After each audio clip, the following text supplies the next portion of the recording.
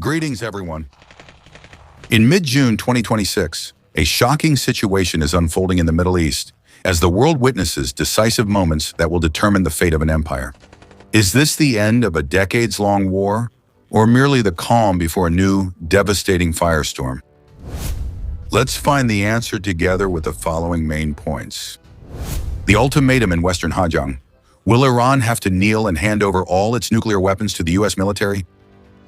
When the 30,000-pound bunker-buster super bomb from the Flying Fortress, carried by two B-2As, penetrated the fortified underground base beneath the Granite Mountain, an urgent ultimatum was delivered right to the desk of Iran's supreme leader at gunpoint. What position does Iran have left? The firestorm in the Strait of Hormuz blinded IRGC forces to the U.S. Air Force as Israel struck proxy forces.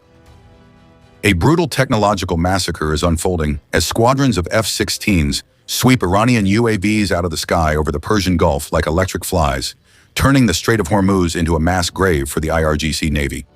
Right at the moment the agreement was signed, why did Israel decide to take off the gloves, leaving the proxy forces in Lebanon abandoned and hunted relentlessly? As the Middle East nears a peace deal, Ukraine grabs attention with a strike 1,000 kilometers inside Russia. While the whole world is drawn into the tense life-and-death situation in Iran, a second secret front has erupted in terror in the Baltic Sea with an unprecedented saturation attack by 177 Ukrainian UAVs. This is the spark that ignites the beginning of a large-scale war for independence. Here is the content and detailed analysis. The American superbomb flattens Isfahan missile base. Iran hands over its entire nuclear arsenal. Ladies and gentlemen, amid the tense atmosphere of the Middle East in June 2026, a decisive turning point is unfolding. In Tehran, Qatari diplomats have just landed on a top-secret mission to pressure Iran's supreme leader to sign an agreement to end the entire conflict. Even in that decisive moment on the battlefield, gunfire never stopped.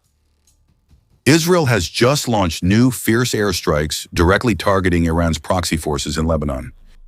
This is a message that could not be clearer. Those loyal to Tehran will be completely excluded from this peace agreement.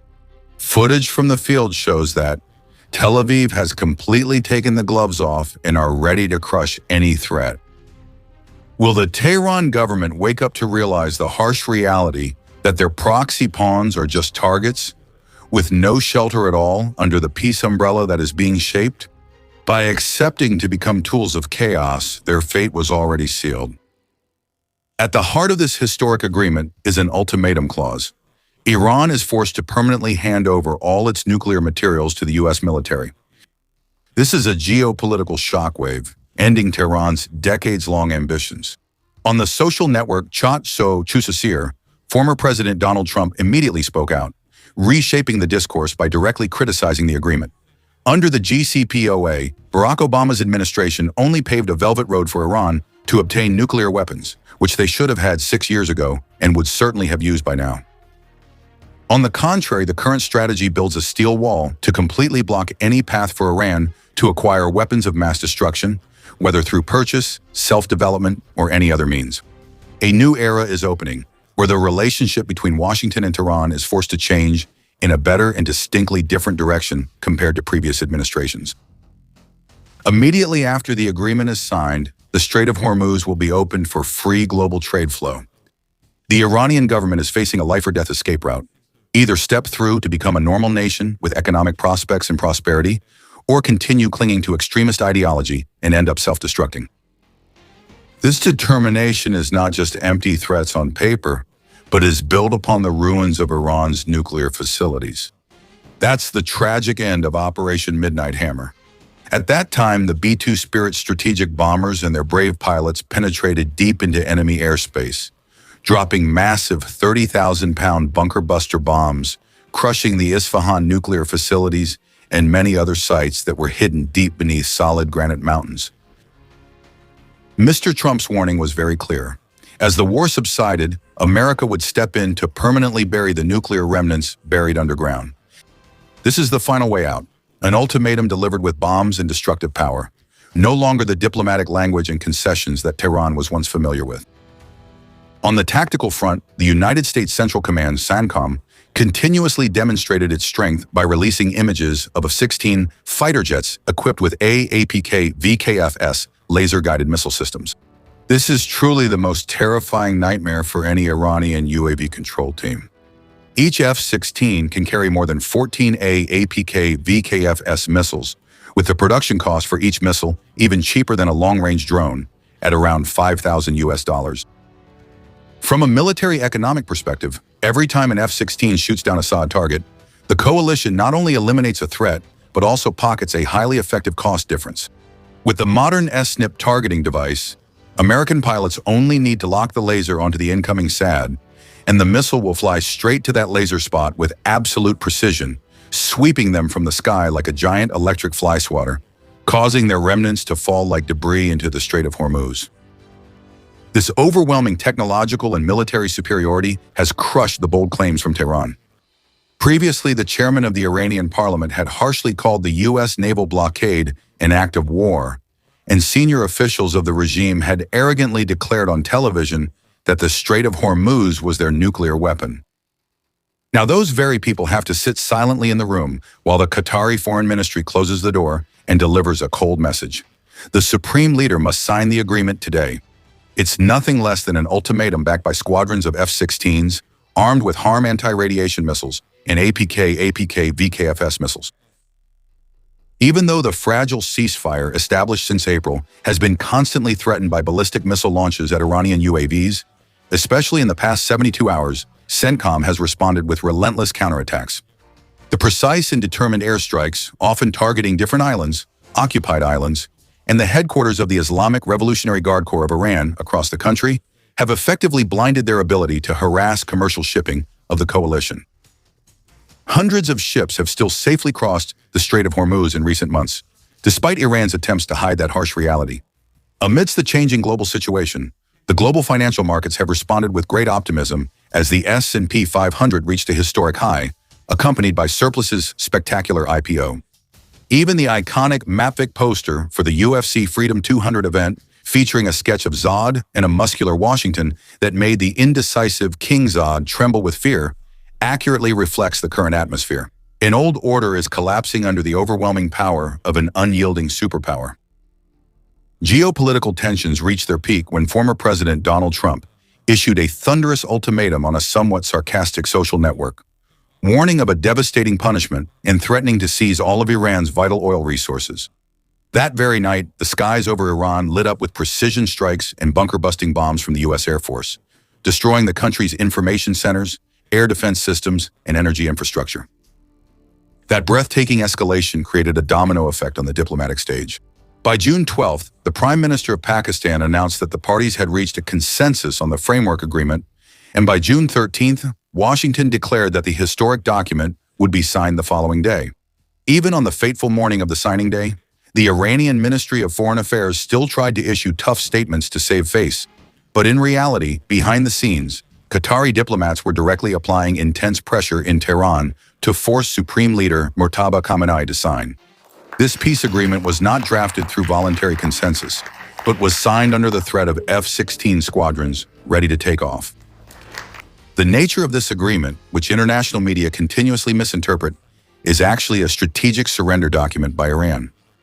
According to close intelligence sources, Iran was forced to commit to fully opening the Strait of Hormuz unconditionally, without charging any fees, and had to personally sweep and clear all the minefields they had laid in these waters. In return, the United States will lift the naval blockade on Iran's seaports, unfreeze assets worth $25 billion USD, and ease oil sanctions. However, Iran faces a steep price, permanently relinquishing the right to produce or buy nuclear weapons, suspending uranium enrichment until a final deal is made, and diluting its current stockpile of highly enriched uranium. Even more bitter, the U.S. military will take control on the ground and seize all radioactive dust remnants from the uranium blocks that were destroyed in airstrikes on secret underground enrichment centers, exposing all the covert ambitions that Tehran has painstakingly concealed for many years. For the past 47 years, the Iranian government has poured billions of dollars from its oil revenues into building one of the most solid, multi-layered integrated air defense networks, with a dense concentration of surface-to-air missiles surrounding oil islands and nuclear facilities under the guise of civilian use. That delusional defense in itself was itself an indictment of the dark schemes underground. But all those solid fortresses completely collapsed during Operation Midnight Hammer. The B-2 Spirit stealth bombers appeared like shadows, dropping the GBU-57 massive ordnance penetrator superbombs, each weighing up to 30,000 pounds. This is the most brutal non-nuclear weapon on the planet, capable of drilling more than 60 meters through geological layers and the hardest granite mountains, devastating the heart of the Isfahan nuclear program, forcing a proud regime to kneel and accept the harsh reality of defeat. Operation Epic Fury was the crucial turning point that paved the way for this tense negotiation process, delivering a deadly deterrent blow to Tehran's nuclear ambitions. Under the stormy skies of the Middle East, the United States Air Force network, with the coordinated efforts of F-35A stealth fighter squadrons, F-22, Raptor superfighters, and F-16, C-16, CZ air defense suppression jets, continuously rained fire down on Iran's strategic strongholds. Washington chose a smart, yet no less brutal solution, restraining itself from completely leveling nuclear power plants or critical transportation arteries, but instead pinning the opponent into a corner to force them to come to the negotiating table. This calculated show of force is merely a warning of what the F-35, F-15E, and F-16, C-16, CZ squadrons are capable of if Tehran refuses to sign the agreement in the coming days. In fact, just a few days ago, a massive airstrike campaign broke out. The powerful F-15 Airstrike Eagle fighters dropped massive 5,000 lb bunker buster bombs directly targeting underground ballistic missile storage facilities in Isfahan province. Iran's tactics have always been very cunning, building solid bunkers to hide their missiles. They move missiles to the launch pad to strike neighboring Gulf countries, then quickly hide them again for diplomatic leverage. However, the terrifying explosion from the 5,000-pound bomb buried dozens, even hundreds, of strategic ballistic missiles, destroying Tehran's last trump card. When the massive arsenal went up in flames, the Iranian leadership understood that this game of whack-a-mole would never end, and the iron will of American pilots, along with the tightening blockade in the Gulf, would continue to crush all resistance. To maintain real-time deterrent pressure, the United States Central Command, CENTCOM, continuously released images of F-16 Viper fighter jets taking off with the most advanced weapon configurations, including AIM-9X Sidewinder air-to-air missiles, APKWS rockets, and GBU-54 laser-guided bombs. This destructive equipment is like a scythe of death repeatedly sweeping through Iranian airspace. Earlier yesterday, F-16 squadrons continuously patrolled day and night, not only turning Iranian drones into piles of scrap metal before they could harass commercial ships, but also bombing radar stations and destroying naval command posts of the Islamic Revolutionary Guard Corps on Iran's strategic islands in the Strait of Hormuz. The storage facilities for fast attack speedboats, considered Iran's version of Navy SEAL Special Forces, were continuously bombed and blockaded. The Mosquito fleet, who used to frequently disrupt international shipping lanes, are now completely powerless as the bases and command centers of the Islamic Revolutionary Guard Corps were wiped out from the very beginning, thwarting any attempt to secure the strait. In official press releases, Tehran always asserts that their ultimate goal in the negotiations is the complete removal of sanctions, the return of frozen assets, and a demand for the world to recognize their right to develop a peaceful nuclear program. But that's just a diplomatic facade. What the Tehran leadership truly craves is the survival of the regime. The new supreme leader, Murtaba Khamenei, the son of Ayatollah, who is behind the bloody crackdown that has claimed the lives of more than 40,000 of his own people in recent months, he is doing everything he can to cling to power and maintain the dominance of the IRGC hardliners, while also trying to present a negotiating front from a position of strength. However, even seasoned politicians with pragmatic foreign policy tendencies like Abbas Araki or Marcel Tzaskian now have to reassess the reality. They are urgently persuading the representatives of the theocracy to sign the agreement in order to preserve their magnificent palaces and luxurious privileges, instead of plunging into the abyss along with the nihilistic ideology of the Mirar and Isar EJRC clerical class. The Iranian elite understands that they can be stubborn, but the price to pay will be thousands of their subordinates' lives crushed month after month under the wheels of the American military machine. By lowering the level of extremism, signing this agreement is seen as the only lifeline to preserve the regime. Is it possible to establish a lasting peace, or will Iran truly transform into a normal country? While the Middle East is about to sign a peace agreement, Ukraine unexpectedly made headlines by striking 1,000 kilometers deep into Russia. While the whole world is drawn into the life-and-death chessboard at Isfahan, a secret second front has erupted with terrifying intensity in the Baltic Sea with an unprecedented saturation attack by 177 Ukrainian UAVs. A massive war for expanded independence has begun. In Eastern Europe, Ukrainian special forces have just carried out daring long-range coordinated raids on Russia's fortified naval bases in the Baltic Sea. It should be emphasized that this target is more than 1,000 kilometers away from the fierce front lines in eastern Ukraine. This is a sudden expansion of the geopolitical space in Kiev's offensive capabilities. It didn't stop there.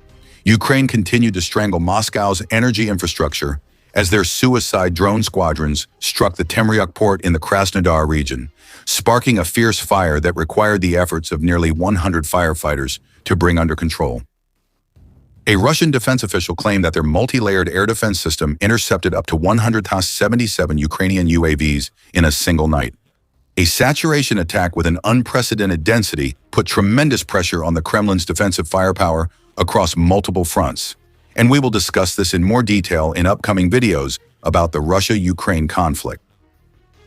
So in your opinion, with what's happening in Hormuz, will Iran and the US reach a historic agreement? Or will Iran remain stubborn and fiercely resist?